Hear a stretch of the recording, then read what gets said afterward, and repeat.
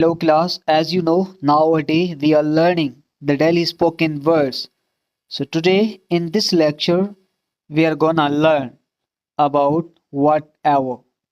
Whatever. So this is one of the beautiful words that we use in our daily spoken language. And its simple meaning in Urdu, जो भी in Sindhi जेको बि यानी कि सिंधी में जेको कुछ बि चइबो आहे जेको कुछ या जो कुछ उर्दू में चइबो जो कुछ या जो भी ठीकु आहे हाणे असां चवंदा आहियूं त भई तव्हां जेको कुझु मूंखे ॿुधायो आउं उन सां सहमत न आहियां ठीकु आहे या हिन जेको कुझु ॿुधायो उहो सॼो ग़लति हो हिन जेको कुझु ॿुधायो या तूं जेको कुझु ॼाणी थो मूंखे सॼी ख़बर आहे या असां जेको कुझु कयूं था अलाह साईं खे बहितर ख़बर आहे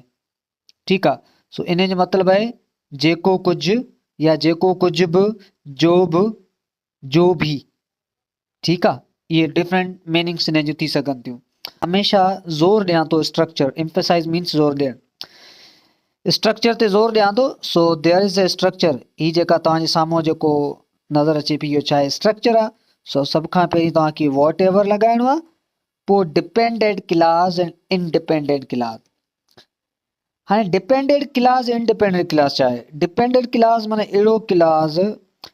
जेको अॻे क्लास ते मुश्तमिल हुजे ऐं इंडिपेंडेंट माना आज़ादु जेको पंहिंजो मतिलबु पाण ॾेखारे हाणे कीअं हिते एग्ज़ाम्पल्स पिया आहिनि so there are some examples और we can say exemplary sentences मिसाली जुमिला एग्ज़ाम्पलरी means मिसाली सो ॾिसो वॉट एवर वी डू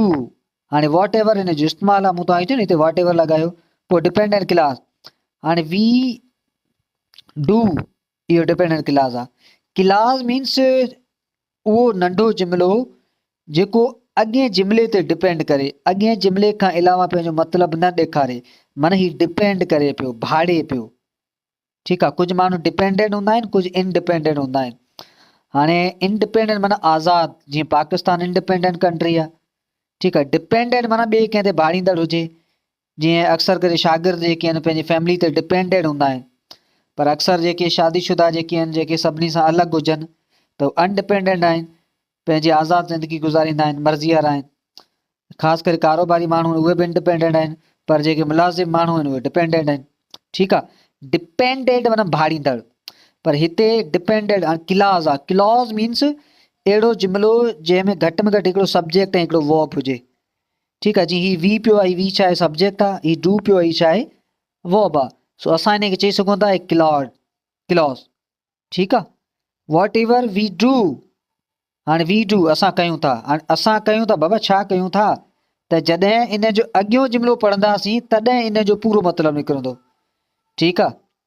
हाणे गॉड नोज़ वेरी वेल अच्छा whatever we do God knows very well whatever we do जेको कुछ जो भी हम करते हैं या जो कुछ असां कयूं था या जेको बि असां कयूं था ठीकु आहे वॉट एवर माना जेको बि वॉट एवर वी डू जेको बि असां कयूं था God knows very well Allah साईं खे बहितर ख़बर आहे ठीकु आहे whatever you are doing हाणे ही इन जो डिपेंडेंट क्लास आहे ऐं इट्स रॉन्ग हाणे रॉन्ग डबल में अची वियो आहे यानी इहो ग़लति आहे whatever he told to any उसने जो कुछ भी एनी को बोला इट वॉज टोटली रॉन्ग वो बिल्कुलु ग़लति है वॉट एवर आई न्यू मूंखे जेका बि ख़बर हुई आई न्यू चाहे इहो डिपेंडेंट क्लास आहे ठीकु आहे हीउ पियो आहे माना ही डिपेंडेंट क्लास अॻे हिन क्लास ते भाड़े पियो हाणे आई नो हिकिड़ो ही क्लास आहे ॿियो आई टोल्ड यू ही हिकिड़ो ॿियो क्लास आहे आई टोल्ड यू इहो इनडिपेंडेंट क्लास आहे आई न्यू इहो डिपेंडेंट क्लास आहे ठीकु आहे वॉट एवर आई न्यू जेको हाणे न्यू जेको छा आहे इहो नो जी सेकेंड फॉर्म आहे यानी ॼाणणु जेको आऊं ॼाणां थो आई टोल्ड यू मूं तोखे ॿुधाए छॾियो वॉट एवर वी कलेक्टेड असां जेको कुझु गॾु कयो जमा कयो वी हैड गिवन देम असां उहो ॾेई छॾियो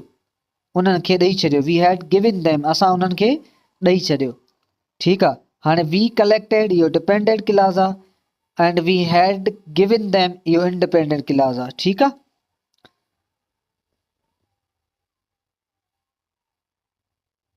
उन खां पोइ डियर आहे, उसके बाद आपके सामने ये कुछ प्रैक्टिस के लिए सेंटेंसेस है। तव्हांजे लाइ प्रैक्टिस जा कुछ जुमला आहिनि, हिक खां वठी 10 ताईं। आपने जो कुछ भी हमें दिया हमने वो खा लिया। हाणे इन जी ट्रांसलेशन थींदी वॉट एवर यू, आपने जो कुछ भी हमें दिया माना पास्ट आहे, वॉट एवर यू हैड गिवन, तव्हां जो जेको बि असांखे ॾिनो, या तव्हां हिनखे हीअं बि चई सघो था what ever U gave us, whatever you gave us, जेको बि कुझु अवां या जो कुझु बि अवां या जेको बि अवां असांखे ॾिनो, we had eaten, असां उहो खाए छॾियो। ठीकु आहे। उन खां हमारे पास जो भी पैसे थे, whatever we had money, वो हमने इस्तेमाल कर लिए, we used them।